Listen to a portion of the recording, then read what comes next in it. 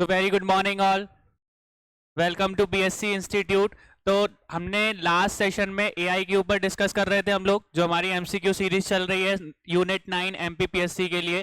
तो उसमें हम लोगों ने एआई के से रिलेटेड लगभग 30 क्वेश्चंस या 30 एमसीक्यूज को सॉल्व किया था। ठीक है, तो हम लोगों ने जो लास्ट वाला क्वेश्चन छोड़ा था ये आपके लिए होमवर्क था। ठीक है, मेरे को कमेंट शायद एक ही का आया था, या एक ही इंसान को पता था कि इसका आंसर क्या है, बाकी के लोगों को नहीं पता। ऐसा हो ही नहीं सकता है, और नहीं हो सकता तो भैया फिर पढ़ना शुरू कर दो। अगर आपको ये नॉर्मल बेसिक चीजें नहीं पता और इसी से रिलेटेड अगर आपका क्वेश्चन आ गया तो मान लो आपके 2 नंबर सीधे के सीधे चले जाएंगे।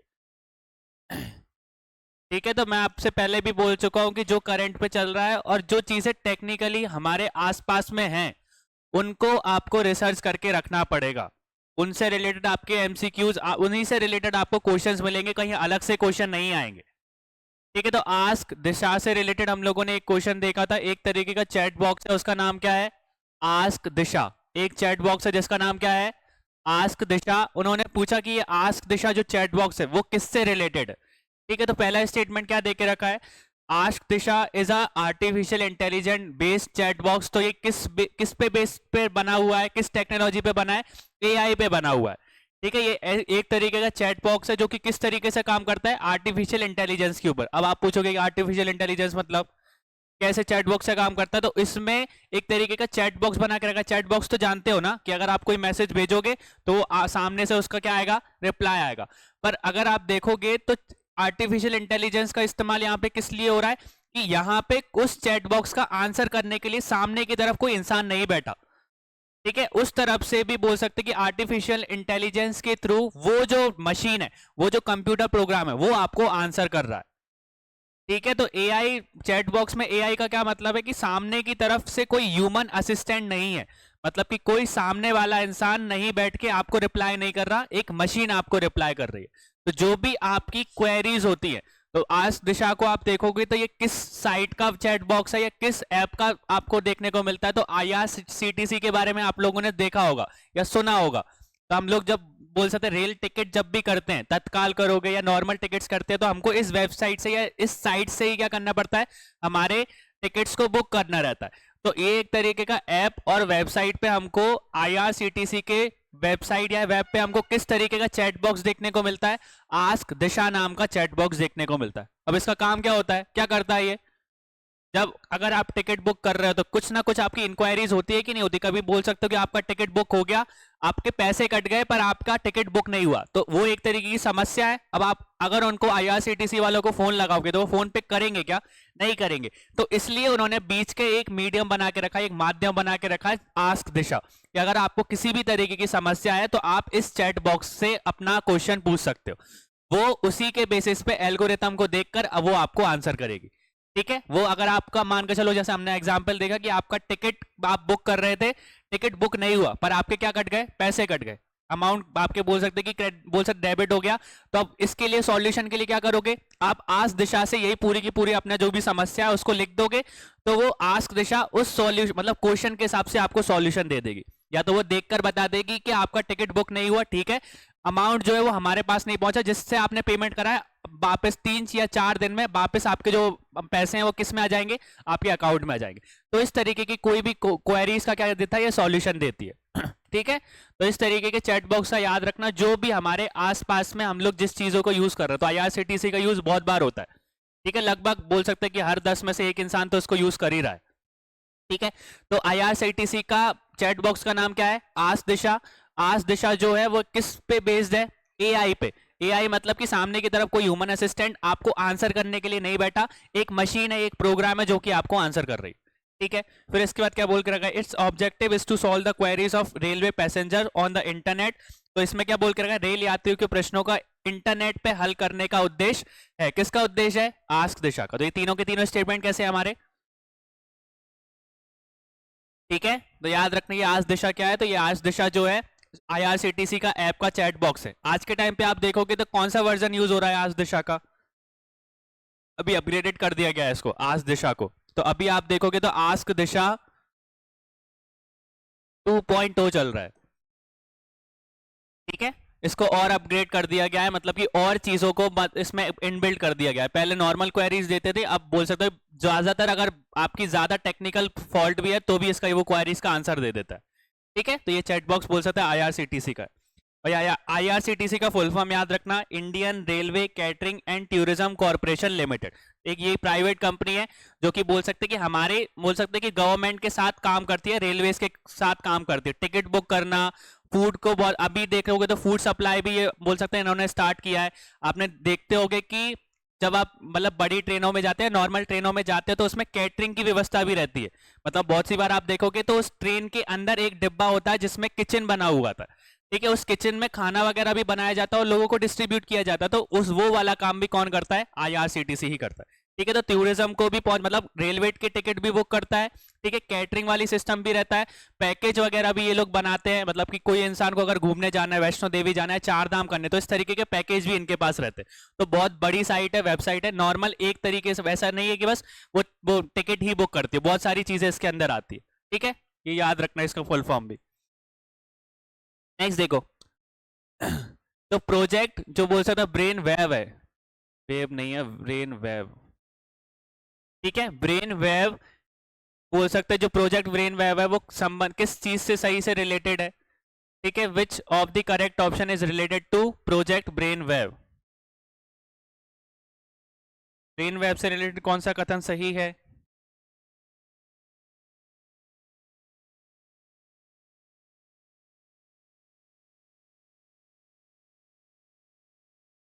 ठीक है, तो अब देखो सबसे पहली चीज हमको क्या पता करना है, जो ब्रेन वेव है वो किसका प्रोजेक्ट है या किसने बनाया था? तो माइक्रोसॉफ्ट ने बनाया था। ठीक है, माइक्रोसॉफ्ट ने किसके लिए बनाया था, किस टेक्नोलॉजी पे ये काम करता है? तो ये चीज हमको याद रखनी है कि ये डीप लर्निंग टेक्नोलॉजी पे काम करता है।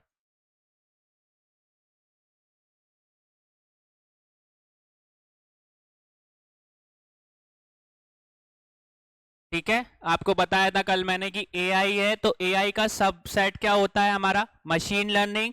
और मशीन लर्निंग के अंदर क्या आता है हमारा? Deep learning. डीप लर्निंग बोल सकते हो कि एक तरीके का ऐसा प्रोग्राम है जो कि आपकी क्वेरीज को या चीजों को एल्गोरिथम में कन्वर्ट करता है, इतना याद रख लो। ठीक है, एल्गोरिथम में कन्वर्ट करके उसको उसी के हिसाब से आपको आंसर करता है। ठीक है, हमने एल्गोरिथम के बारे में देखा था एआई में, तो एल्गोरिथम वाला जो काम है, एल्गोरिथम में डिवाइड करना या एल्गोरिथम से आंसर करने वाला काम कौन करता है? डीप लर्निंग टेक्नोलॉजी करती है। ठीक है, तो एआई में हम लोगों ने देखा पहले मशीन लर्निंग आती है और मशीन लर्निंग के अंदर क्या आता है हमारा? Deep learning. तो जो ब्रेन वेब प्रोजेक्ट है जो कि माइक्रोसॉफ्ट ने स्टार्ट किया था, वो किस टेक्नोलॉजी पे बेस्ड है? हमारी डीप लर्निंग टेक्नोलॉजी पे बेस्ड है। सेकंड क्या बोल के रखा है?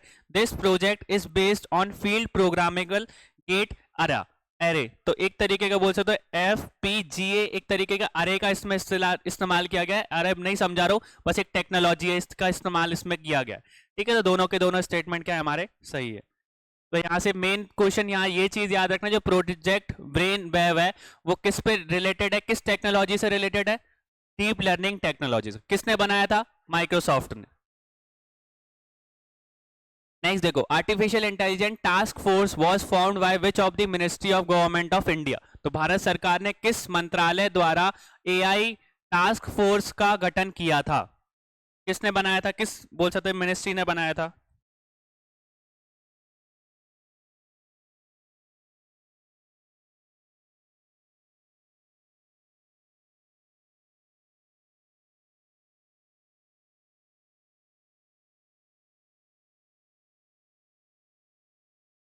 ठीक है, तो कौन सी मिनिस्ट्री ने बनाया था? Ministry of commerce and industry. तो जो मिनिस्ट्री ऑफ कॉमर्स और इंडस्ट्री है, विजय की अब जो उद्योग मंत्रालय है, उसने बनाया था। किस ईयर में बनाया था? 2017 में। ठीक है, जिस टाइम पे बोल सकते हैं कि उस टाइम पे फाइनेंस मिनिस्टर कौन थी हमारी? निर्मला सीतारमन। अभी भी वही है, पर निर्मला सीतारमन ने इसका बोल सकते हैं इसको प्रोजेक्ट को स्टार्ट किया था, टास्क फोर्स को स्टार्ट किया था। किस चीज के लिए किया था? इकोनॉमिक ट्रांसफॉर्मेशन के लिए।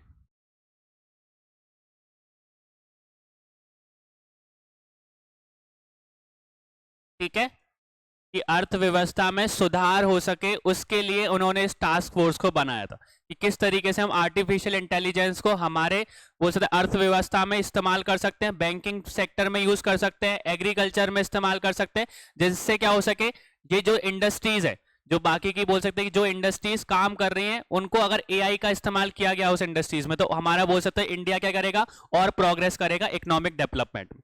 ठीक है, सस्टेनेबल डेवलपमेंट भी हो पाएगी और साथ में इकोनॉमिक डेवलपमेंट भी आ जाएगी। तो हम लोगों ने देखा था कल, हमने एग्रीकल्चर से रिलेटेड भी क्वेश्चन देखा था, तो उससे क्या फायदा होता है अगर हम एग्रीकल्चर में एआई का इस्तेमाल कर रहे हैं, या बोल सकते हैं कि हम लोग मशीन लर्निंग का इस्तेमाल कर रहे हैं, तो उससे क्या फायदा होता है एग्रीकल्चर का?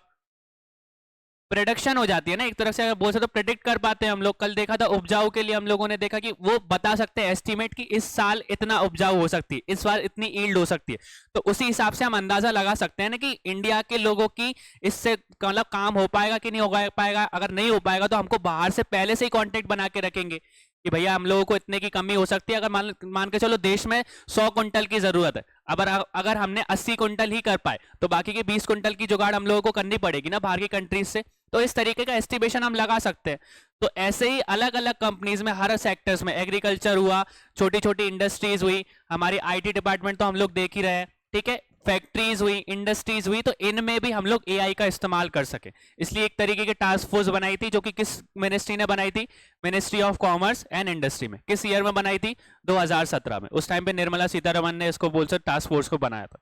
ठीक है, और बेसिकली अर्थव्यवस्था को सुधारने के लिए हम लोगों ने इस टास्क फोर्स को यूज करा था।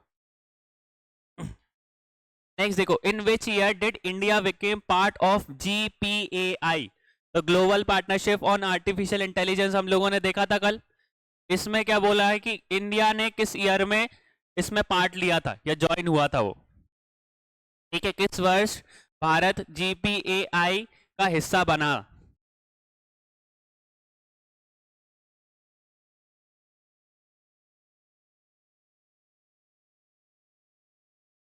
ठीक है, तो हम लोगों ने कल देखा था। अब यहाँ पे क्वेश्चन में कंफ्यूज मत होना, हिस्सा बना मतलब कि क्या इंडिया ने बाद में ज्वाइन किया था क्या? जिस टाइम पे जीपीएआई का फाउंडेशन बना था या बोल सकते फाउंड हुआ था, उस टाइम पे 15 मेंबर्स थे। मैंने आपको बताया था, 15 मेंबर्स में इंडिया भी एक सदस्य था। बाद में ज्वाइन नहीं किया था। जिस टाइम पे ये फाउंड हुआ था ये एसोसिएशन, उस टाइम पे क्या पार्टनरशिप, जो ग्लोबल पार्टनरशिप ऑन एआई बनी थी, उस टाइम पे इंडिया भी एक फाउंडिंग मेंबर था। ठीक है, तो 2020 में हम लोगों ने देखा था इसको फाउंड हुआ था, और उस टाइम पे कितने मेंबर्स थे? ठीक है, 2020 में कितने मेंबर्स थे, और आज की डेट में हम लोग देखें तो कितने मिलते हैं हमको?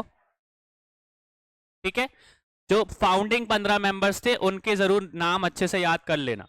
ठीक है, ऑस्ट्रेलिया, कनाडा, इसके बाद फिर मैंने जर्मनी, फ्रांस, फिर आपकी बोल सकते हैं कि ये साउथ कोरिया, इंडिया, फिर यूके, यूएस, यूरोपियन यूनियन। तो ये मेन मेन जो है उनके जरूर नाम याद रखना, रशिया वगैरह। तो ये 15 जो है उनमें क्वेश्चन पूछे जा सकते हैं। ठीक है, कल इस तरीके के क्वेश्चन हम लोगों ने देखा था। क्लियर हो गया ये सारी चीज? अब यहाँ पे एक और चीज, जीपी एआई की जो सबमिट हुई थी 2023 में, वो कहां पर ऑर्गेनाइज हुई थी? ठीक है, जीपीएआई 2023 की जो सबमिट हुई थी वो कहां ऑर्गेनाइज हुई थी? कहां हुई थी? 24 की बता दो चलो। 23 की भी न्यू दिल्ली में हुई थी, और 24 की भी कहां होने वाली है? न्यू दिल्ली में ही होगी। ठीक है, ठीक है, जीपीएआई समिट जो है 2023 की भी कहां हुई थी? न्यू दिल्ली में ही हुई थी, और 24 की भी कहां होने वाली है? न्यू दिल्ली में ही होगी।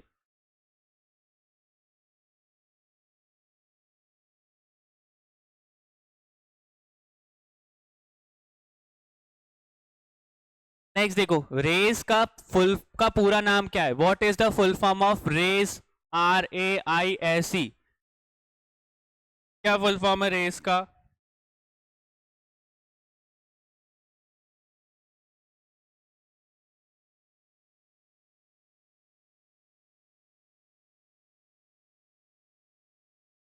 ठीक है, तो सी बता रहे responsible AI for social empowerment and education.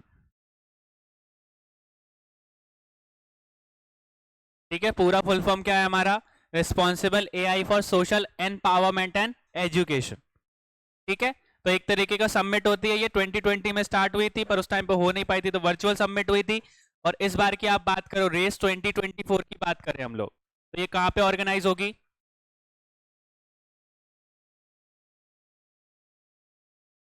कहाँ पे होने वाली है रेस 2024? या पेरिस में होगी, ठीक है। फ्रांस की जो कैपिटल है पेरिस, वहां पे ऑर्गेनाइज होगी रेस 2024, ठीक है। रेस का फुल फॉर्म हम लोगों को याद रखना है। रेस का फुल फॉर्म क्या है? Responsible AI for social empowerment and education. अभी एआई से रिलेटेड नहीं है, वरना आप सोचो कि एआई से रिलेटेड है, पर 2020 में जब ये इंडिया में ऑर्गेनाइज होने वाला था तो उस टाइम पे एआई का इस्तेमाल या एआई से रिलेटेड चीजों को डिस्कस किया गया था यहाँ पे, ठीक है। अभी भी किया जाता है, पर बहुत सारे टॉपिक्स रहते हैं, एआई अकेला टॉपिक नहीं है ये वाले का, ठीक है। तो किस तरीके से हम लोग एआई को बोल सकते हैं बाकी के एम्पावरमेंट में, या बोल सकते हैं लोगों के उद्धान के लिए, या एजुकेशन की फील्ड में हम लोग कैसे इस्तेमाल किया जा सकता है, ठीक है। एआई भी एक टॉपिक होता है, बाकी के टॉपिक्स भी इसमें डिस्कस किए जाते हैं कि एआई से रिलेटेड हमारे किस किस फील्ड में हम लोग एआई का इस्तेमाल करके और उन्नति कर सकते हैं या और डेवलपमेंट कर सकते हैं। एग्रीकल्चर का हमने देखा, इंडस्ट्रीज में भी हम लोग देख रहे हैं, फैक्ट्रीज में भी इस्तेमाल करते देख रहे हैं, इलेक्ट्रॉनिक्स में हम देख ही रहे हैं। तो इन सारी की सारी फील्डों में एआई का कैसे इस्तेमाल किया जाता है, इस तरीके से हमारी जो सबमिट होती है उसमें डिस्कस किया जाता है।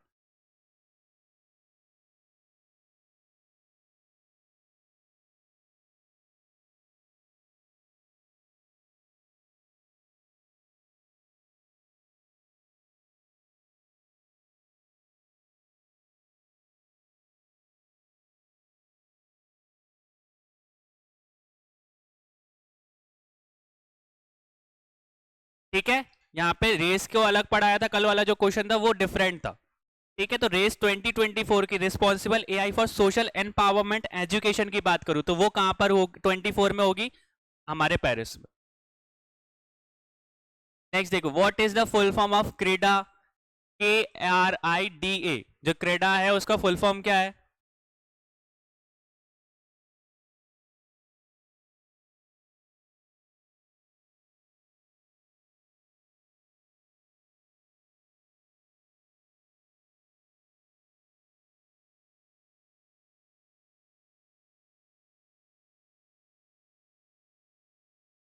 ठीक है, तो लोगों ने आंसर तो सही दिया है, सी वाला बता रहा है knowledge resources and intelligent decision analysis. है क्या ये? किसके लिए इस्तेमाल, मतलब ये बता दो किस फील्ड में इसका इस्तेमाल किया जाता है, किस फील्ड से रिलेटेड है ये? एग्रीकल्चर से रिलेटेड है, एजुकेशन से रिलेटेड है, या डिफेंस से रिलेटेड है?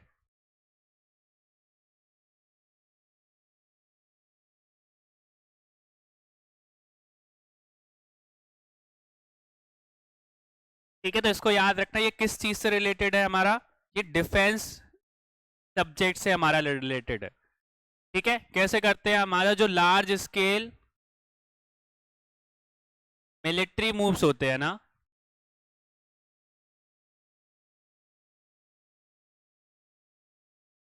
उनको हम लोग समझते हैं डाटा हैंडलिंग के थ्रू।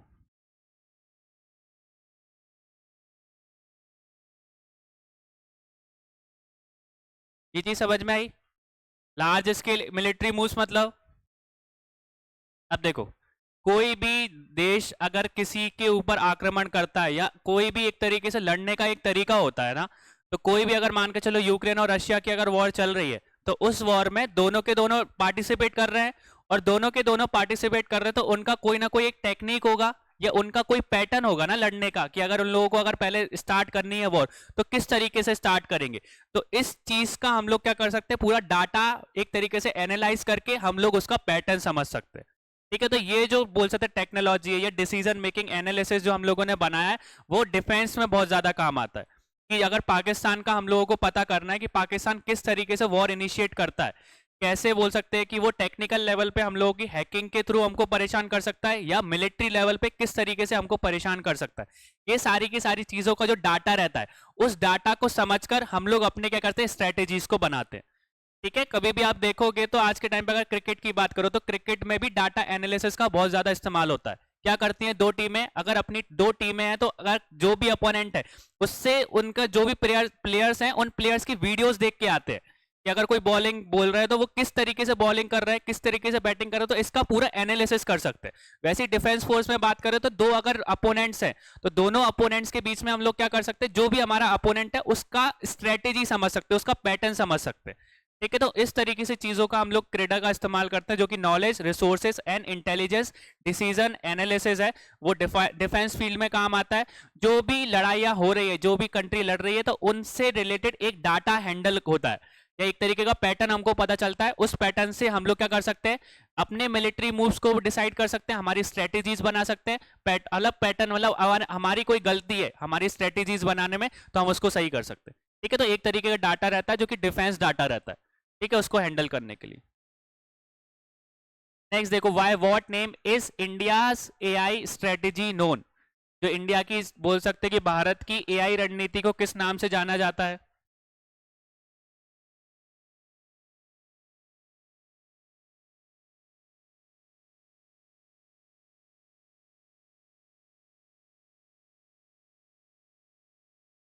ठीक है, किस नाम से जाना जाता है? हैशटैग एआई फॉर ऑल, यहाँ पे हैशटैग लगा रहता है। अब आपके लिए एक और क्वेश्चन है। अब बोल सकते हैं कि जो एआई है, इंडिया की स्ट्रेटेजी जो बना के रखी है, रणनीति बना के रखी है, उस चीज में होता क्या है? हर चीज को वो लोग कवर करते हैं, पर एक चीज को वो लोग कवर नहीं करते, एक चीज को वो एक्सक्लूड करते हैं। वो चीज क्या है? एआई में डाटा का सबसे मेन चीज है ना, डाटा, मतलब एल्गोरिथम किस पे काम करती है? डाटा पे काम करती है। और डाटा कहाँ से कलेक्ट करोगे आप लोग? अगर हमारे इंडिया में बात करो तो इंडिया का पूरा के पूरे लोगों का डाटा तो इस्तेमाल करना पड़ेगा ना। पर एक चीज है जिसमें बोल सकते हैं इंडिया की रणनीति में उस चीज को एक्सक्लूड कर दिया जाता है, या उस चीज को हटा दिया जाता है। कौन सी चीज है? कौन से डाटा को एआई, या बोल सकते हैं कि हमारी एआई स्ट्रेटेजी में इंक्लूड नहीं किया गया है?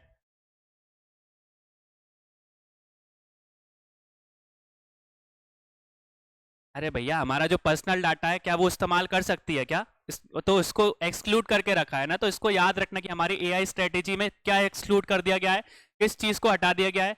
एक्सक्लूड्स, या बोल सकते पब्लिकली अवेलेबल पर्सनल डाटा।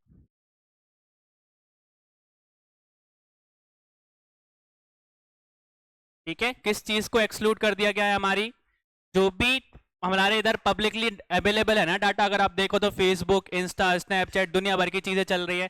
हर इंसान का हम लोग क्या कर सकते हैं, बेसिकली पता कर सकते हैं कि वो उसका जो डाटा है, और डाटा के कारण हम लोग उसको बोल सकते हैं मैनिपुलेट भी कर सकते हैं ना। बोला जाता है कि ऐसा मेटा का एक केस हुआ था, जब डोनाल्ड ट्रंप बोल सकते हैं प्रेसिडेंट बना था, तो उस टाइम पे मेटा ने जो डाटा था वो किसको दिया था? डोनाल्ड ट्रंप को चला दिया था, कि डोनाल्ड ट्रंप जो है वो एक तरीके से पैटर्न पता कर सके कि लोगों की थिंकिंग कैसी है, फिर उसी को हिसाब से अपना क्या कर सके, मैनिफेस्टेशन कर सके, अपनी वोट को उसी, मतलब वोटिंग की जो स्पीच है उसको उसी तरीके से फ्रेम कर सके थे, लोगों से लोग उससे कनेक्ट कर पाए और लोग उसको क्या दे दें, वोट दे दें। तो इस तरीके की चीजों का इस्तेमाल होता है, और आज के टाइम पे भी हम लोग देखने वाले। अभी अगर देखो,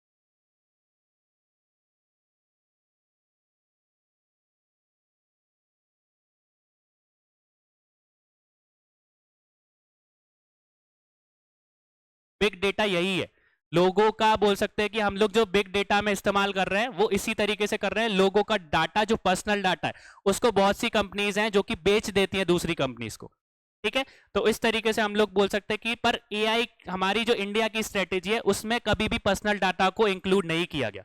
जो भी पब्लिकली अवेलेबल है, जैसे कि आप देख लोगे फेसबुक, इंस्टा, सबका पर्सनल डाटा बोल सकते हैं कि उस पर अवेलेबल है, पर जो हमारी इंडिया है वो उसको यूज नहीं करती, ठीक है।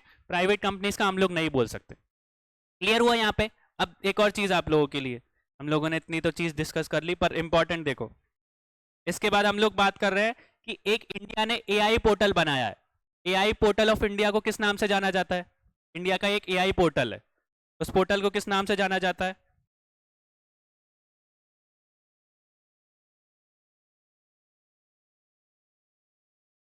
किसी को पता है? अरे पोर्टल है भैया, वो तो मेन पोर्टल तो याद ही रखना। इसको हटा दूं?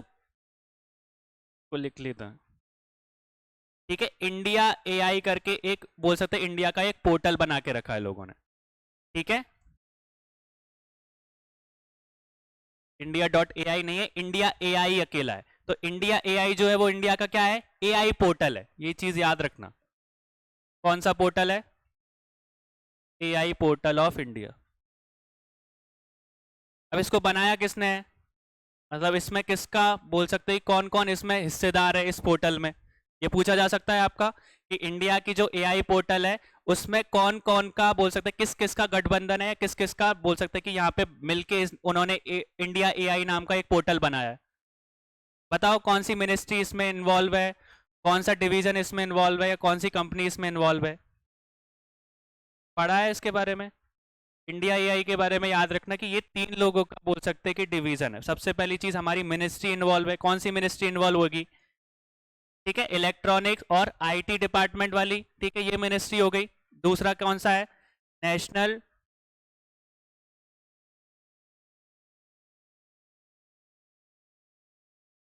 डिवीजन ऑफ ई कॉमर्स, ठीक है, ई गवर्नेंस, सॉरी,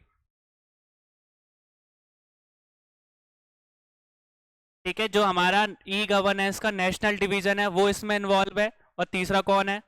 नेस्कॉम इसमें इन्वॉल्व है,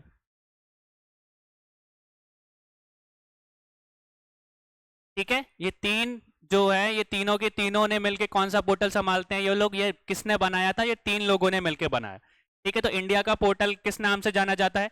इंडिया एआई के नाम से जाना जाता है। उसको बनाने में किन किन लोगों का हाथ है? तो 3 लोगों का हाथ है। एक हमारी ministry of electronics and IT, दूसरा कौन सा है? National division of e governance, और तीसरा कौन सी कंपनी है? नेस्कॉम। हम पढ़ चुके हैं नेस्कॉम के बारे में। तो इन तीनों ने मिलकर इस पोर्टल को बनाया। और अभी बात करें हम लोग, तो अभी जो बजट हम लोगों ने देखा था तो उसमें एआई के लिए कितना इन्वेस्टमेंट हम लोगों ने कंट्रीब्यूट किया है? पीयूष गोयल ने एक इन्वेस्टमेंट बताई थी कि, या बोल सकते प्रेस कॉन्फ्रेंस में बताया था कि एआई के ऊपर वो लोग कितना पैसा इन्वेस्ट करने वाले हैं, कितना बजट बना है एआई टेक्नोलॉजी के लिए। इंडिया एआई मिशन तो पता है ना आप लोगों को? तो इंडिया एआई मिशन ये याद रख लो। इंडिया का जो एआई मिशन है उसके लिए कितना बजट अलॉट हुआ है, पूछा जा सकता है, ठीक है। तो अगर आप देखो, आपकी तो यूनियन जो मिनिस्टर हमारे पीयूष गोयल है, उन्होंने कितना इन्वेस्टमेंट बताया है एग्जैक्ट देखो तो कितना है? 10,372 करोड़ रुपए, ठीक है। किसके लिए बजट बनाया, कितना इन्वेस्टमेंट, ये किसके लिए जाएगा? इंडिया एआई मिशन के लिए हम लोग इतना पैसा यूज करेंगे, ठीक है। तो लगभग बोल सकते हैं 3,000, मतलब 10,300 के आसपास, या 10,370 एग्जैक्ट मैंने आपको बता दिया। अगर ऊपर नीचे हो जाए तो याद रखना, ठीक है। 10,300 भी आ जाए तो भी आप उसको टिक लगा के आ जाना, ठीक है। तो लगभग 10,372 करोड़ रुपए किस लिए हम लोगों ने बजट में, मतलब इसमें करा है, उसको इंडिया जो एआई मिशन है उसके लिए हम लोग इस्तेमाल करेंगे, ठीक है। इतना बजट अलॉट हुआ है इसमें, ठीक है। तो ये 2 चीज याद रखना एआई स्ट्रेटेजी से रिलेटेड। तो सबसे पहली चीज, इंडिया का एआई पोर्टल कौन सा है? India AI. किन 3 लोगों ने उसको मिला के बनाया? तो हमारी मिनिस्ट्री इन्वॉल्व है, फिर national division of e governance involve है, और तीसरा नेस्कॉम इन्वॉल्व है। फिर ये भी पूछा जा सकता है कि जो इंडिया का एआई मिशन है उसके लिए कितना बजट अलॉट हुआ है? तो 10,372 करोड़ रुपए मतलब हम लोगों ने अलॉट किए, ठीक है, तो ये इंपॉर्टेंट करंट से याद रखना। और इसका मेन आपकी स्ट्रेटेजी को किस नाम से जाना जाता है? Hashtag India for all, AI for all. Next देखो, what is the full form of AINCO? ठीक है, इसका फुल फॉर्म क्या है?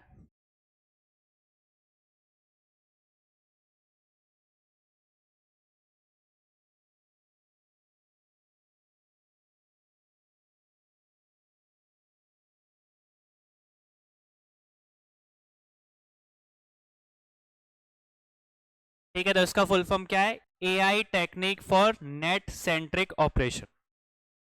ठीक है, एक तरीके का सेंट्रिक ऑपरेशन बना के रखा है, तो एनएसको का फुल फॉर्म क्या है? AI technique for net centric operation. ठीक है,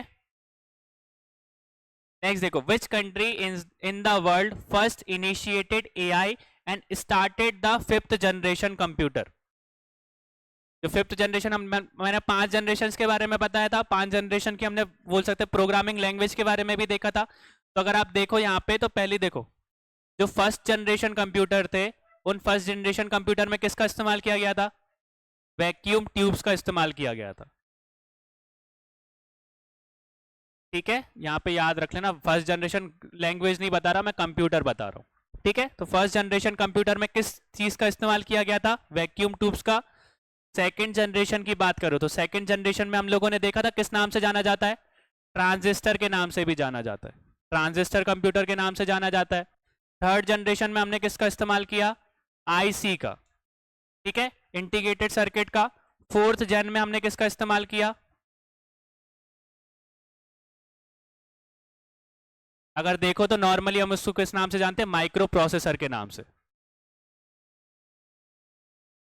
ठीक है, तो फोर्थ जनरेशन में हम लोगों ने किसका इस्तेमाल किया? माइक्रो प्रोसेसर्स का। और 5th जनरेशन में हम लोग किसका इस्तेमाल कर रहे हैं? AI का। ठीक है, जो भी कंप्यूटर रहते हैं AI बेस्ड रहते हैं, नॉर्मल मैंने बताया ऊपर से डिटेल में नहीं गया हूं। ठीक है, पर यहाँ पे हम लोग बात करें तो इंडिया का फर्स्ट इनिशिएटेड AI और जिसने 5th जनरेशन कंप्यूटर का पहले इनिशिएशन किया था, वो कौन सी कंट्री है?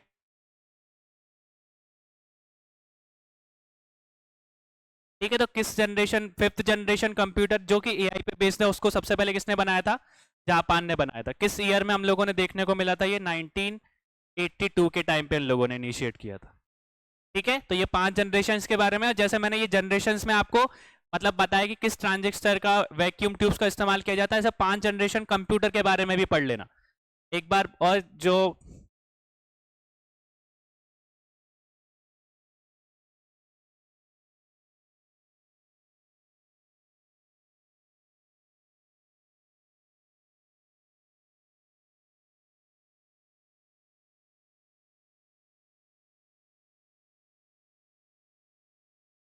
क्लियर हो गया?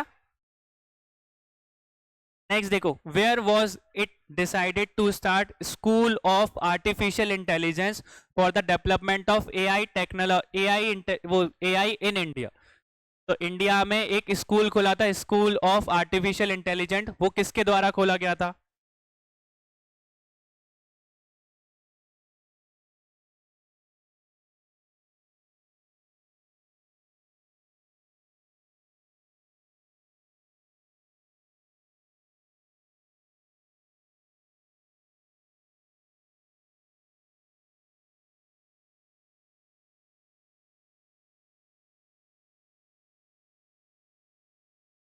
कभी कभी नए नए ऑप्शन को भी देख लिया करो। ना ही IIT खड़गपुर था, ना ही दिल्ली था, ना ही कानपुर था, एक नई यूनिवर्सिटी थी।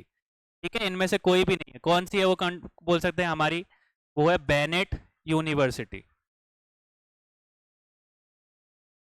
सुना है इस यूनिवर्सिटी के बारे में? बेनेट यूनिवर्सिटी जो है, टाइम्स ऑफ इंडिया के बारे में सुना है? एक न्यूज़पेपर आता है, उन ग्रुप की ये यूनिवर्सिटी है।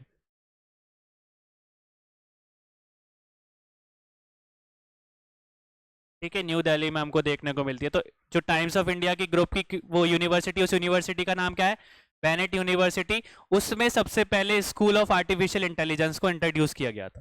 ठीक है, अब आपसे पूछा जा सकता है कि पहला AI रिलेटेड स्कूल कौन सा है हमारा? कहाँ पे सेटअप हुआ था? कहाँ पे हुआ था? केरला में हुआ था। ठीक है, केरल की बात करो तो पहला AI स्कूल कहाँ पर खोला था, किस स्टेट में खोला था इंडिया के? तो केरल में खोला था। नेक्स्ट देखो, the work of which startups of India is to provide banking services. कौन सा ऐसा स्टार्टअप है जो कि बैंकिंग सेक्टर को बोल सकते हैं कि हमारे बैंकिंग सर्विस देता है, बैंक्स को बैंकिंग सर्विस देता है। और ये सारे के सारे स्टार्टअप याद रखना एआई पे बेस्ड है।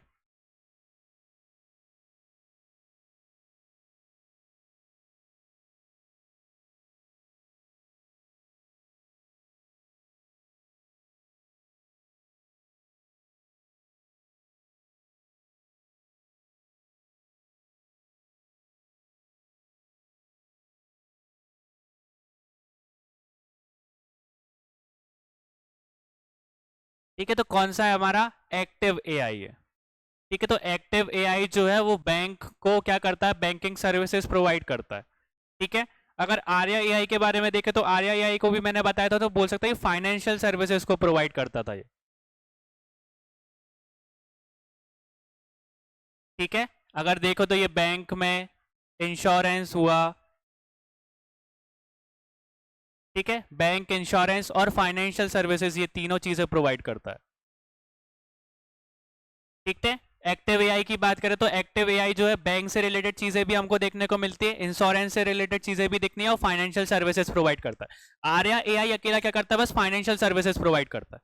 ठीक है, फिर मॉर्फ एआई के बारे में अगर देखना हो तो मॉर्फ एआई भी एक तरीके से बोल सकते हो कि क्लाउड बेस्ड मार्केटिंग के ऊपर काम करता है। क्लाउड बेस्ड मार्केटिंग मतलब कि जो भी कस्टमर्स की इंफॉर्मेशन होती है ना, वो एक तरीके से बोल सकते हैं यार, जो भी एक्सपीरियंस वो गेन करता है वो हमारे वो व्हाट्सएप के चैट बॉक्स के थ्रू उसको सॉल्यूशन कर देता है।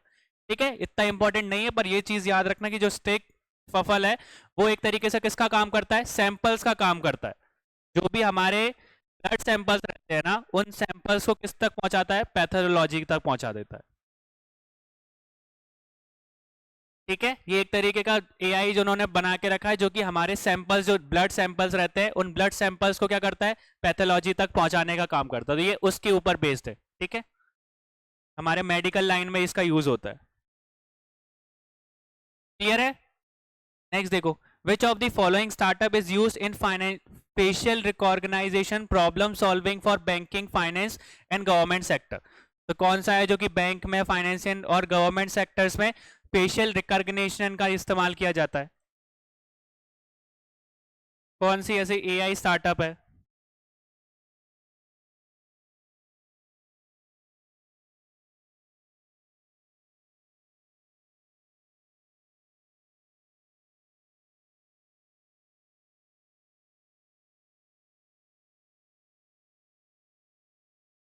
ठीक है, तो कौन सा एआई है, वो है फ्लूड एआई।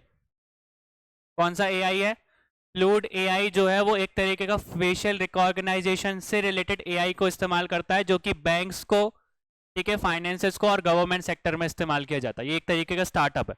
हम लोगों ने चैट जीपीटी के बारे में सुना है, जीपीटी के बारे में सुना है ना, तो ये जो टेक्नोलॉजी है, ये जो एआई है, वो जीपीटी का ही इस्तेमाल करता है, ये जीपीटी के ऊपर ही बेस्ड है। ठीक है, इतना याद रखना। कौन बताएगा जीपीटी का फुल फॉर्म या चैट जीपीटी का फुल फॉर्म। चैट का तो हम लोगों को पता है, जीपीटी का फुल फॉर्म बताओ, अभी लेटेस्ट में चल ही रहा है।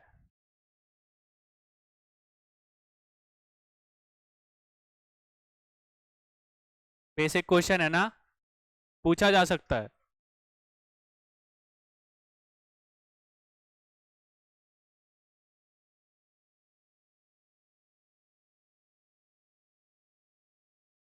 पता है किसी को क्या। जनरल, जनरल नहीं है, जेनरेटिव प्री ट्रेन ट्रांसफॉर्मर। ठीक है, जेनरेटिव प्री ट्रेन ट्रांसफॉर्मर में हमारा जीपीटी, मतलब चैट का तो हम लोगों को पता है जीपीटी का फुल फॉर्म ये। तो जो फ्लूड एआई है वो किसके ऊपर सिमिलर है, जीपीटी से रिलेटेड है।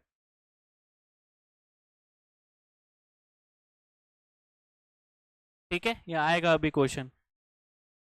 और ये चीज भी याद रखना, डीआरडीओ ने भी एक फाइनेंस बोल सकते हो फेशियल रिकॉग्नाइजेशन सिस्टम बनाया था। ठीक है, जो इसको हम लोग एफआरएस के नाम से जानते हैं, एफआरएस जो था, उस डीआरडीओ भी इसके ऊपर काम कर रहा था। ठीक है, बहुत सारे जो बैंकिंग बोल सकते हैं गवर्नमेंट सेक्टर्स हैं उनमें बोल सकते हैं ऑफिसेज में जो इंपॉर्टेंट प्राइवेट बोल सकते हैं कि सीक्रेट ऑफिसेज रहते हैं उनमें हम लोग क्या कर सके जो पहले फेस रिकॉग्नाइज करके ही अंदर एंट्री दे सके, तो इस तरीके का सिस्टम डीआरडीओ ने भी बनाया है। नेक्स्ट देखो, such AIs are created to complete a single task. तो सिंगल टास्क के लिए किस तरीके की एआई का इस्तेमाल किया जाता था, किया जाता है?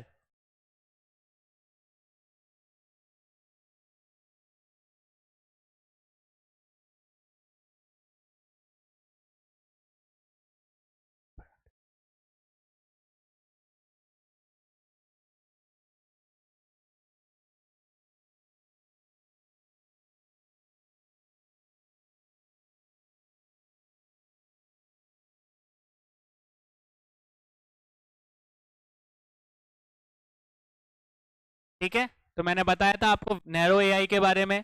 तो नैरो एआई इसलिए उनको बोला जाता है कि बेसिकली वो किस तरीके का काम करती है, एक सिंगल टास्क को ही कंप्लीट कर सकते हैं। जैसे मैंने आपको बताया था चैट बॉक्स के बारे में या वॉइस असिस्टेंट के बारे में, तो उनका काम क्या रहता है, एक ही काम रहता है, सिंगल टास्क के लिए वो एआई बनी है। तो उन एआई को किस कैटेगरी में काउंट किया जाता है, नैरो एआई, या बोल सकते हैं उनको क्या बोला जाता है, वीक एआई भी बोला जाता है। ठीक है, नैरो एआई है। ठीक है, तो याद रखना नैरो एआई और हमारी वीक एआई एक ही तरीके की बोल सकते चीज है। उसमें क्या होता है, बस जो भी एआई रहता है उसके पास एक ही सिंगल टास्क रहता है। ठीक है, अब देखो यहाँ पे एआई के तीन टाइप देख लो। यहाँ पे जो एआई रहती है बेसिकली उनको तीन टाइप में हम लोग डिवाइड करते हैं। ठीक है, एक है हमारा आर्टिफिशियल नैरो इंटेलिजेंस। ठीक है, पहला क्या है हमारा आर्टिफिशियल नैरो इंटेलिजेंस, समझ लो फिर इसके बाद मैं समझाता हूं उसको। ठीक है, दूसरा हमारा आर्टिफिशियल जनरल इंटेलिजेंस। ठीक है, पहला कौन सा है हमारा आर्टिफिशियल नैरो इंटेलिजेंस, दूसरा कौन सा है आर्टिफिशियल जनरल इंटेलिजेंस, और तीसरा क्या होता है आर्टिफिशियल सुपर इंटेलिजेंस। ठीक है, अब अंतर क्या है, आर्टिफिशियल नैरो इंटेलिजेंस क्या होता है, एक तरीके का सिंगल टास्क करता है। ठीक है, जिसकी बोल सकते हैं सोचने की या समझने की जो क्षमता रहती है वो ह्यूमन से कम रहती है। ठीक है, आर्टिफिशियल जनरल इंटेलिजेंस बोल सकते हैं कि ऐसी मशीन जो कि लगभग ह्यूमन की तरह काम कर सकती है। ठीक है, और तीसरी हमारी आर्टिफिशियल सुपर इंटेलिजेंस एक तरीके की ऐसी टाइप है जिसमें वो ह्यूमन को भी पीछे छोड़ दे। ठीक है, ह्यूमन की कैपेबिलिटी से या ह्यूमन की चीजों से भी आगे जो एआई सोच सकती है वो किस कैटेगरी में काउंट किया जाता है, आर्टिफिशियल सुपर इंटेलिजेंस में काउंट किया जाता है। ठीक है, तो इस तरीके से बोल सकते हैं एआई को तीन पार्ट्स में डिवाइड करके रखा है। एक है नैरो इंटेलिजेंस जिसमें नॉर्मली एआई एक तरीके का काम करती है, बोल सकते जनरल इंटेलिजेंस जिसमें ह्यूमन की तरह काम करती है, समझ सकती है चीजों को। पर अगर ह्यूमन से भी आगे कोई मशीन मतलब एआई बनी है तो वो कौन सी किस कैटेगरी में काउंट होगी, आर्टिफिशियल सुपर इंटेलिजेंस में काम होगी, जो कि एल्गोरिथम के ऊपर काम करती है। स्टार्टिंग अगर कोई देखोगे तो जनरल इंटेलिजेंस से ही आप रोबोट स्टार्ट करेगा। मैंने आपको बताया था कि कोई भी मशीन किस तरीके से काम करती है, एल्गोरिथम के बेसिस पे काम करती है। जितनी ज्यादा चीजें इंफॉर्मेशन उसको मिलती चलेंगी, जितनी एल्गोरिथम को वो प्रोसेस करेगा, वो एआई उतना ही ज्यादा एडवांस बनता चले जाएगा। ठीक है, बच मतलब एकदम से आप उसमें एकदम प्रोग्रामिंग नहीं कर सकते सुपर इंटेलिजेंस की, वो धीरे धीरे बनता है, एल्गोरिथम के बेसिस पे बनता है, डेटा के बेसिस पे बनता है। ठीक है, तो ये तीन तरीके की टाइप्स याद रखना। नेक्स्ट देखो, with which company will CBSE collaborate to teach student about AI. तो सीबीएसई किस कंपनी के साथ मिलकर छात्रों को एआई के बारे में सिखाएगा, किसके साथ बनाने की बोला है एआई सीबीएसई ने? ठीक है, कौन सी कंपनी है हमारी, इंटेल इंडिया। इंटेल इंडिया के साथ कौन कोलैब करेगा, सीबीएसई कोलैब करेगा, जिससे क्या हो सके हमारी जो आगे की जनरेशन है वो कैसी आए, एआई बेस्ड जनरेशन आए।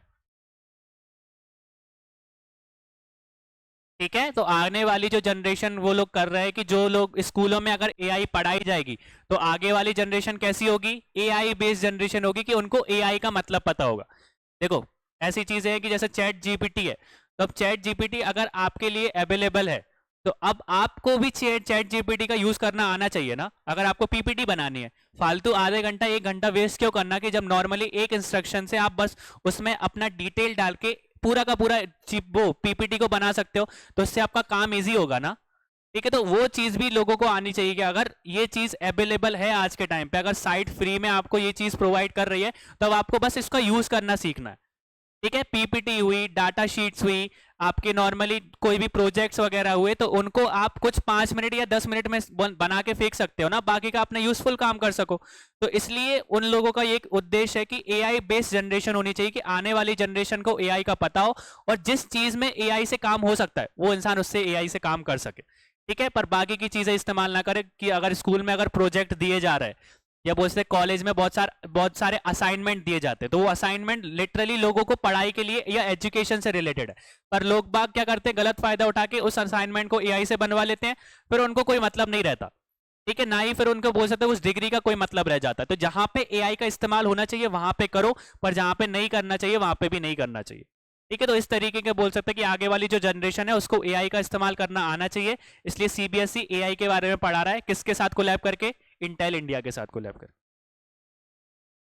नेक्स्ट देखो, the USA IAI initiative recently launched in the year 2021 is based on which experiment between India and America?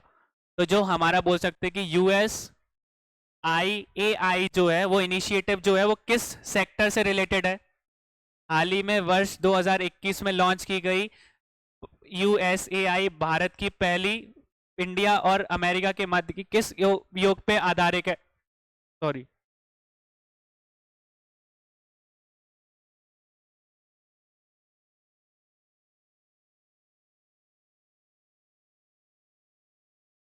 ठीक है, तो किसके अगर इसमें देखोगे तो फुल फॉर्म ही क्या है? फुल फॉर्म है यूएस इंडिया एआई।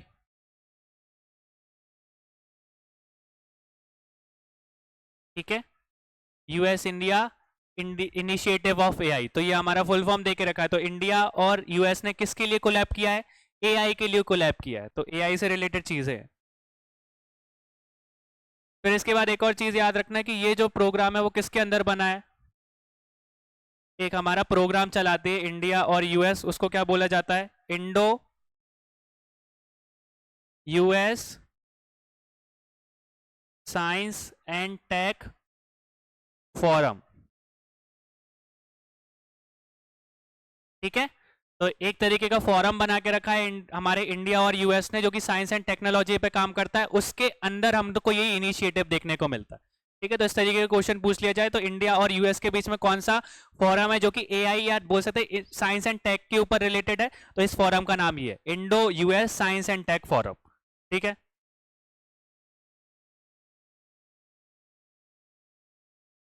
क्लियर हो गया? तो ये इनिशिएटिव किसके अंडर स्टार्ट हुआ था? Indo US science and tech forum में। और ये अभी जो यूएस इंडिया एआई इनिशिएटिव है वो किस सब्जेक्ट के ऊपर काम करता है? एआई से रिलेटेड काम करता है। नेक्स्ट देखो, when was the Google map launched by Google? Google map किस ईयर में लॉन्च किया गया था गूगल के द्वारा?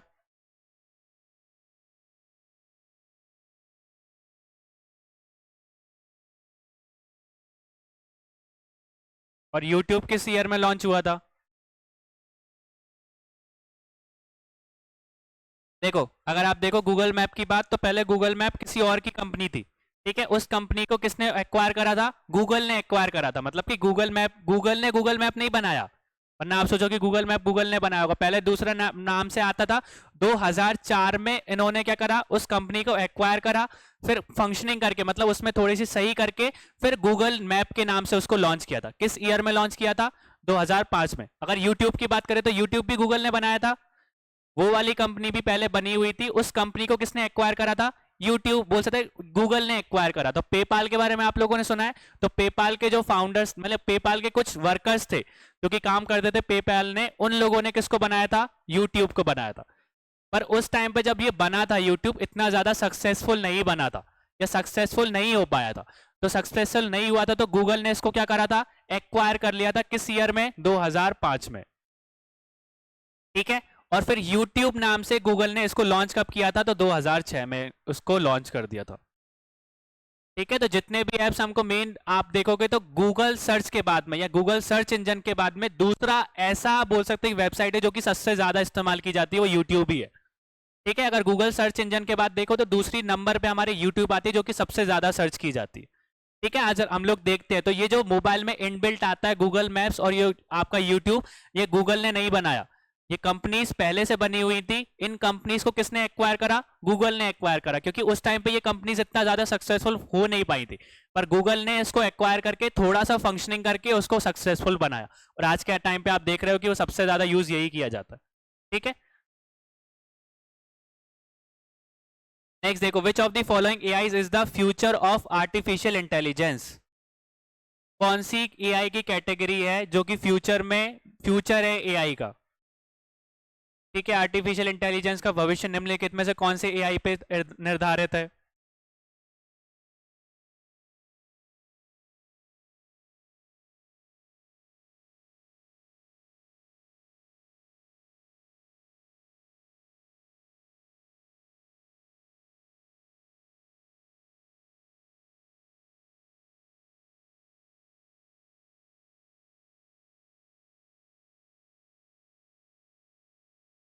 ठीक है, तो कौन सी एआई है? Self conscious AI. ठीक है, या दूसरे फॉर्म में देखो तो ये टेक्निकल वर्ड नहीं है। ठीक है, टेक्निकल शब्द की बात करें तो वो उस एआई को किस नाम से जाना जाता है? सुपर एआई के नाम से जाना जाता है। ठीक है, और जो वो एआई है वो क्या है? अपने आप में सेल्फ अवेयर है। सेम कॉन्शियस बोल सकते हैं, या सेल्फ अवेयर एआई है। ठीक है, जो कि क्या कर सकती है? ह्यूमन को भी सरपास कर सकती है, ह्यूमन को भी पीछे छोड़ सकती है। ठीक है, तो ये चीज याद रखना, आने वाले भविष्य में किस तरीके की एआई का ज्यादा इस्तेमाल किया जाएगा, तो सुपर एआई है। और वो सुपर एआई जो है वो कैसी एआई होती है? सेल्फ अवेयर मतलब एआई रहती है, वो अपने आप क्या करेगी? चीजों को समझेगी। मैंने आपको बताया भी है, एल्गोरिथम मतलब कि जितना डाटा उसको मिलता चलेगा वो अपने ही आपने कैसे होती जाएगी? अवेयर होती जाएगी। और जब वो एक स्टेज ऐसा आ जाएगा कि वो सारे के सारे ह्यूमंस का जो डाटा है वो उसको अंदर अपने कंट्रोल कर सकती है, अपने अंदर पूरा प्रोसेस कर सकती है, तो वो सारे के सारे ह्यूमन को क्या छोड़ देगी? पीछे छोड़ देगी। और आने वाले भविष्य में और देख सकते हो कि एआई का एक और जो बोल सकते हो ब्रांच है जो कि बहुत ज्यादा फेमस होगी, वो कौन सी है? हमारी क्वांटम फिजिक्स के बारे में देखा है। ठीक है, तो वैसे ही हमारे बोल सकते क्वांटम कंप्यूटिंग जो है वो आने वाले भविष्य का फ्यूचर है। मतलब आने वाले जो एआई है उसका फ्यूचर है हमारा कंप्यूटिंग, जो क्वांटम कंप्यूटिंग हम लोग देखने को मिलते हैं। तो क्वांटम कंप्यूटिंग आगे इस्तेमाल किया जाएगा, जो कि एआई का ही एक बेस है, पर ये फ्यूचर है एआई का। ठीक है, इतना चीज याद रखना। तो हमारी जो सेल्फ कॉन्शियस मतलब कि एआई का फ्यूचर कौन सा है? Super AI. सुपर एआई अपने आप में कैसी एआई है? सेल्फ अवेयर एआई है, कि उस जो एआई जो कि ह्यूमन को भी पीछे छोड़ देगी। और बोल सकते हैं कौन सी एक कैटेगरी है जो कि एआई में आने वाले एआई का फ्यूचर बनने वाली है, तो वो क्वांटम कंप्यूटिंग है। ठीक है, नेक्स्ट देखो, which university start PG programme in AI? तो किस यूनिवर्सिटी ने सबसे पहले पीजी प्रोग्राम स्टार्ट किया था एआई में? ठीक है, पोस्ट ग्रेजुएशन स्टार्ट की थी पीजी का मतलब।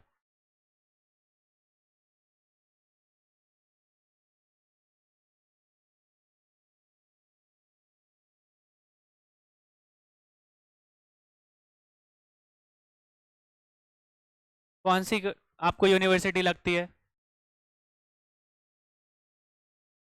किसने स्टार्ट की थी? डीयू ने स्टार्ट करी थी, दिल्ली यूनिवर्सिटी ने स्टार्ट की थी। ठीक है, अब यहां से एक और क्वेश्चन पूछा जा सकता है कि एआई फर्स्ट एआई यूनिवर्सिटी कौन सी है? हमने फर्स्ट एआई स्कूल के बारे में देखा, जो फर्स्ट एआई स्कूल वो कहां पर सेटअप हुआ था सबसे पहले? केरला में। वैसे ही फर्स्ट एआई यूनिवर्सिटी कहां सेटअप हुई थी? उसका नाम क्या है? उसका नाम है यूनिवर्सल एआई यूनिवर्सिटी।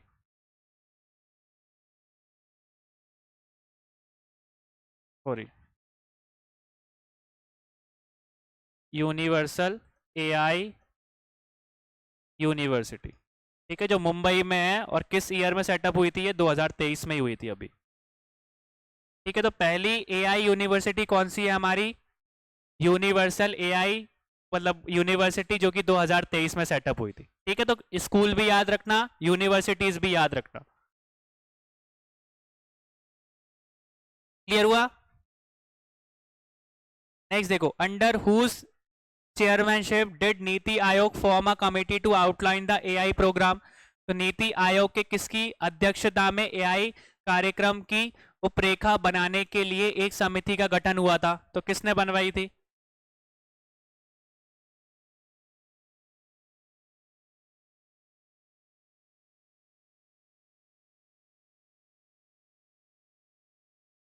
ठीक है, तो कौन थे वो? राजीव कुमार थे, जिन्होंने हम लोगों ने अभी पढ़ा था, जिन्होंने रिस्पॉन्सिबल एआई के बारे में बताया था।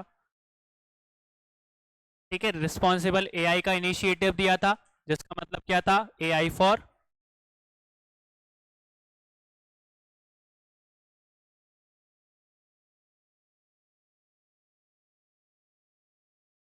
ठीक है, तो राजीव कुमार थे जिन्होंने इसकी रूपरेखा, एआई कार्यक्रम की रूपरेखा रखी थी।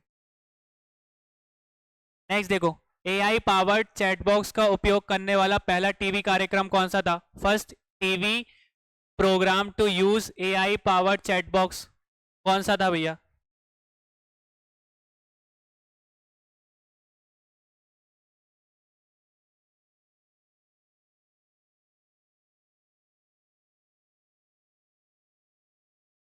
ठीक है, तो सत्यमेव जयते नहीं था, मैं कुछ भी कर सकती हूँ ये था। ठीक है, एक डीडी नेशनल पे एक आता था शायद 2014 के टाइम पे।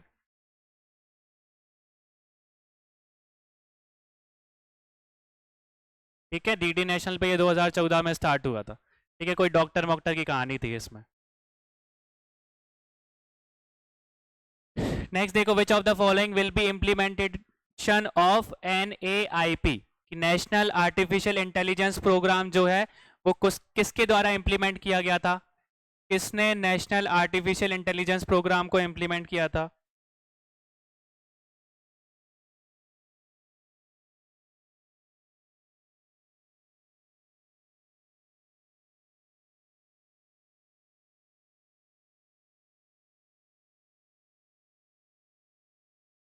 ठीक है, तो किसने किया था? हम लोग पढ़ते आ रहे हैं, कौन करेगा? नीति आयोग ही करेगा। ठीक है, तो नेशनल आर्टिफिशियल इंटेलिजेंस प्रोग्राम किसके द्वारा इंप्लीमेंट किया गया था? नीति आयोग के द्वारा। नेक्स्ट देखो, Echo has been launched by which company? Echo एक तरीके का प्रोडक्ट है, ये कौन सी कंपनी बनाती है इस तरीके के प्रोडक्ट?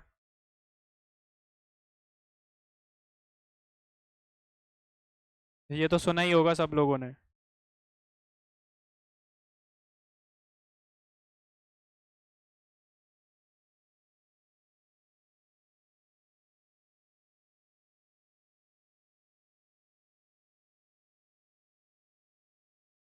ठीक है, तो हम लोगों ने देखा है कि अमेजन के इको डॉट आते हैं। ठीक है, कि आप बोल सकते हैं साउंड टाइप के आपके बनाए जाते हैं जो कि अमेजन बनाता है। ठीक है, तो इको जो है वो इससे रिलेटेड है। तो अब मैंने आपको बताया इस तरीके का क्वेश्चन पूछा जा सकता है, जो कि करंट में बेसिकली हम लोग यूज कर रहे हैं ना, हमारे टेक्निकली मतलब चीजों के आसपास ही है। तो इस तरीके के क्वेश्चन पूछे जा सकते हैं आपसे। नेक्स्ट देखो, which of the following is not directly related to artificial intelligence? Artificial intelligence से इनमें से कौन सी चीज सीधी संबंधित नहीं है, डायरेक्टली कनेक्टेड नहीं है?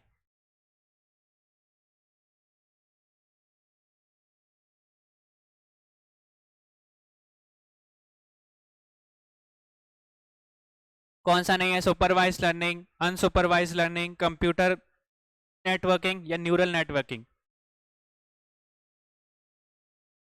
बताओ भैया इसका आंसर, तो ये तो बता ही सकते हो। एआई से कौन सी चीज डायरेक्टली कनेक्टेड नहीं है?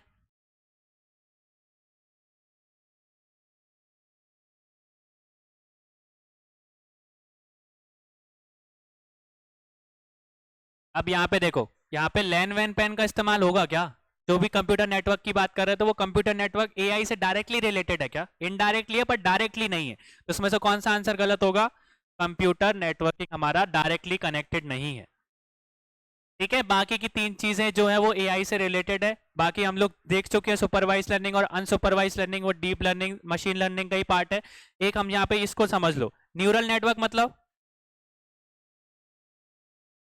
न्यूरल नेटवर्क मतलब कि हम लोगों ने देखा है कि जैसे हमारी ब्रेन की बात करें तो ब्रेन का फंडामेंटल यूनिट क्या है? न्यूरॉन्स है। वैसे ही एआई में भी हम लोग क्या करते हैं, एक फंडामेंटल यूनिट्स का इस्तेमाल करते हैं जिसको न्यूरॉन्स के नाम से जाना जाता है। तो जो हमारा न्यूरॉन्स का जो नेटवर्क होता है, जो कि न्यूरॉन्स एक दूसरे से कनेक्टेड रहते हैं, उस नेटवर्क को हम लोग किस नाम से जानते हैं? न्यूरल नेटवर्क के नाम से जानते हैं। ठीक है, तो याद रखना, इंटरकनेक्टेड नेटवर्क ऑफ न्यूरॉन्स। ठीक है, तो हमारे ब्रेन्स में भी उसकी फंडामेंटल यूनिट कौन सा? न्यूरॉन्स है। तो अगर एआई की भी बात करो तो एआई का फंडामेंटल यूनिट भी क्या माना जाता है? न्यूरॉन्स माने जाते हैं, कि जो इलेक्ट्रिकल सिग्नल्स पास करते हैं पूरी की पूरी बॉडी में, हमारा भी वही काम रहता है, तो हमारे न्यूरॉन्स का भी उसका भी वही रहता है। ठीक है, इलेक्ट्रिकल सिग्नल्स बोल सकते हैं कि मैकेनिकल को इलेक्ट्रिकल में, इलेक्ट्रिकल को मैकेनिकल में कन्वर्ट करते हो। ठीक है, न्यूरल नेटवर्क का याद रखना। नेक्स्ट देखो, which of the following is a सब सिस्टम ऑफ एआई। सब सिस्टम का एआई क्या होता है, कौन कौन से हैं इनमें से?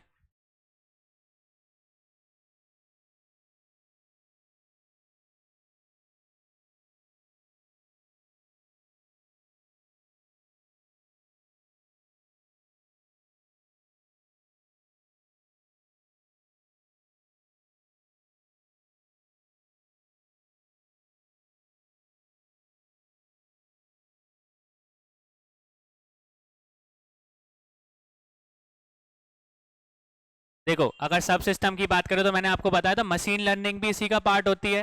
ठीक है, और नेचुरल लैंग्वेज प्रोसेसिंग भी किसका पार्ट है? एआई का ही सब पार्ट है। क्या होता है ये नेचुरल लैंग्वेज? तो दोनों के दोनों हमारे सही है। ठीक है, अब नेचुरल लैंग्वेज प्रोसेसिंग क्या है? अगर मैं बेसिकली बात करूं, हम लोगों ने देखा ना कि एआई एल्गोरिथम के ऊपर काम करता है, तो एल्गोरिथम या डाटा उसको मिलेगा कहां से? ह्यूमन से ही मिलेगा ना। अब जैसे मैंने आपको बताया था कि एक मूवी आई थी जिसमें रोबोट को एक तरीके से बताया गया था, तो रोबोट का जब इंटरेक्शन होगा ह्यूमन के साथ, ह्यूमन से वो जो डाटा कलेक्ट कर रहे हैं वो अपने अंदर स्टोर करेगी ना। अब सबसे पहली बात कि ह्यूमन को समझने के लिए उसको कोई लैंग्वेज भी तो आनी चाहिए ना। तो ह्यूमन जो बोल रहा है, उस बोलने वाली लैंग्वेज को कौन समझेगा? वो एआई समझेगा ना। तो उसी को हम लोग क्या बोलते हैं? नेचुरल लैंग्वेज हमारी प्रोग्राम प्रोसेसिंग बोलते हैं। तो कोई भी computer program, computer program ability to understand human language. ठीक है, ह्यूमन की लैंग्वेज को समझने के लिए जो प्रोग्राम है वो किस तरीके के सिस्टम को यूज, मतलब जो लैंग्वेज ह्यूमन की जो लैंग्वेज रहती है उसको जो कंप्यूटर प्रोग्राम समझता है उसको वो क्या बोलता है? नेचुरल लैंग्वेज बोलता है। ठीक है, जो ह्यूमन की लैंग्वेज रहती है वो दोनों फॉर्म में हो सकती है, स्पोकन भी हो सकती है और रिटन भी हो सकती है। ठीक है, चैट बॉक्स की बात करते हो तो चैट बॉक्स जो रहती है वो रिटर्न की फॉर्म में रहती है, अब कुछ स्पोकन फॉर्म में भी रहेगी ना। तो ये दोनों की दोनों लैंग्वेजेस को समझ, लैंग्वेज को क्या बोला जाता है रोबोट की फॉर्म में? Natural language. और जो प्रोग्राम उनको समझता है उसको क्या बोला जाता है? Natural language processing. ठीक है, कोई भी कंप्यूटर प्रोग्राम की एबिलिटी, कैसी एबिलिटी? कि वो ह्यूमन लैंग्वेज को समझ सके, दोनों फॉर्म में, बोलने वाली फॉर्म में भी और लिखने वाली फॉर्म में भी, उसको हम लोग क्या बोलते हैं? Natural language processing. ठीक है, ये इसी का सब सिस्टम या सब पार्ट में आता है। फिर मशीन लर्निंग के बाद डीप लर्निंग भी हम लोगों ने देखा था, तो वही आपका इसी में सब में काउंट हो जाएगा। क्लियर हो गया? नेक्स्ट देखो, which computer language is use for artificial intelligence. तो आर्टिफिशियल इंटेलिजेंस के लिए हम लोग कौन सी लैंग्वेज का इस्तेमाल करते हैं? ये एमपीपीएससी में पूछा गया था ये क्वेश्चन।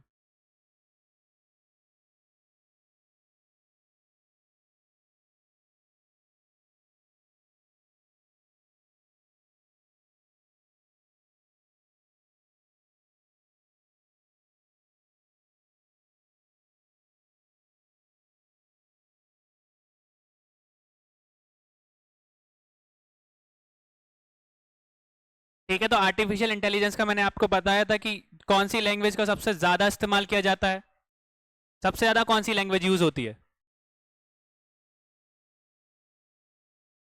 एआई में? सबसे ज्यादा दो इस्तेमाल करने वाली लैंग्वेज कौन कौन सी है? एक पाइथन है और दूसरी आर लैंग्वेज है। पर इनमें से अगर आपको पाइथन और आर लैंग्वेज नहीं देके रखी तो कौन सी लैंग्वेज का हम लोग इस्तेमाल करते हैं? प्रोलॉन्ग का भी इस्तेमाल करते हैं और जावा का भी इस्तेमाल करते हैं, दोनों लैंग्वेज यूज होती है। ठीक है, एमपीपीएससी ने एक ही का पूछा था, तो अगर आपको इस तरीके से फ्रेम करके दिया जाए तो जावा और प्रोलॉन्ग में भी बात करो तो ज्यादा किसका इस्तेमाल किया जाता है?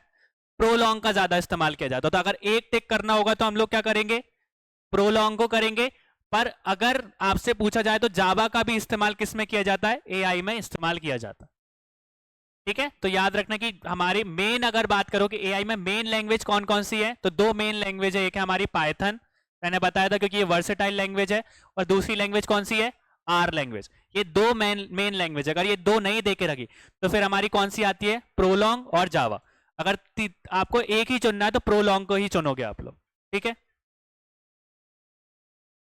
नेक्स्ट देखो, वर्चुअल रियलिटी प्रोवाइड्स तो ये हमारा क्या है आज का क्वेश्चन ऑफ द डे है। तो हम लोग यहाँ पे, आप लोगों ने वीआर के बारे में सुना होगा, वर्चुअल रियलिटी के बारे में देखा होगा। एप्पल ने भी आजकल आप बोल सकते हो कि अलग अलग प्रोडक्ट्स बनाना स्टार्ट किए।